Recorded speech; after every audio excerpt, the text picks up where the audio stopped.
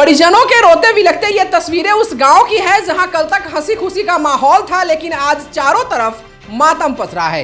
यह वही गांव है जहां के कई लोगों की जान पश्चिम बंगाल के वर्धमान में हुए भीषण सड़क हादसे में चली गई। किसी ने जवान बेटा खोया, किसी ने मां तो किसी ने मासूम बच्चे को खो दिया। गंगा सागर से लौटते वक्त भक्ति का यह सफर खुशियों से भरा था। बस में भजन कीर्तन हो रहे थे, हंसी मजाक था, लेकिन सुबह होते होते यह सफर मातम में बदल गया। पश्चिम बंगाल के पूर्वी वर्धमान जिले में NH-19 पर नाला फेरी घाट के पास 55 से ज्यादा यात्रियों से भरी एक बस सड़क किनारे खड़ी ट्रक में जा टकराई। टक्कर इतनी जबरदस्त थी कि बस का अगला हिस्सा पूरी तरह क्षतिग्रस्त हो गया।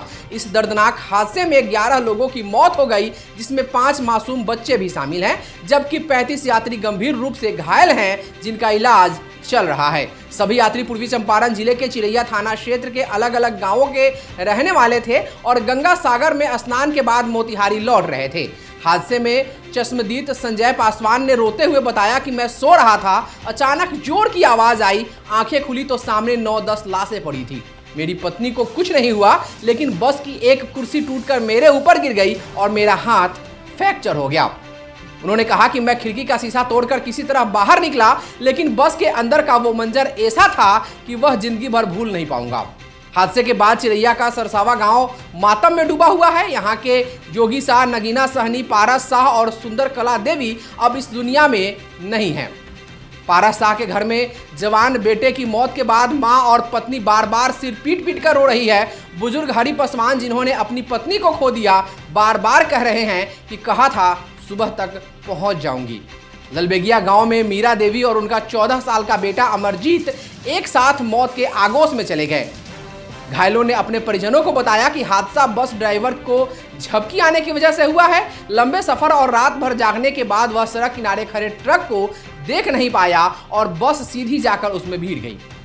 टक्कर इतनी तेज थी कि मौके पर ही एक ड्राइवर की मौत हो गई, जबकि दूसरा ड्राइवर गंभीर रूप से घायल है और उसका इलाज जारी है। बात भेल है सवेरे 6 बजे। हाँ, जे बोलू हम लोग घूम के आ बोलू हम बिहान ले चलम साँझले घर।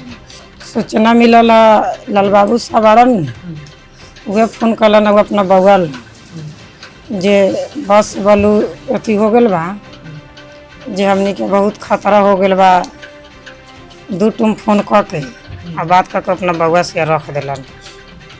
उनके माध्यम से हाँ, ओकरा बाद में गांव में सब लोग लगा फोन लगावे, तो कोई के मोबाइल पर न लगे रहा। फोन वहाँ उठावल न नेपाली भाषा बोले न, कोई के समझ में ना आयल।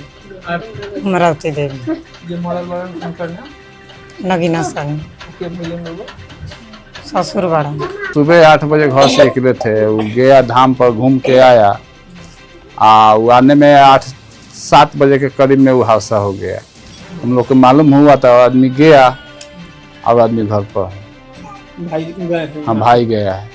तो आप लोग को कैसे पता चला है सुबह में? वो सुबह में एक आदमी वहाँ से फोन किया, उसी में से आदमी एक आदमी फोन किया था, हम के आदमी लोग वहाँ से किए। क्या बताया कि आपके पिताजी की मौत? हाँ, मौत हो गया है, फ्रंटे पर मौत हो गया।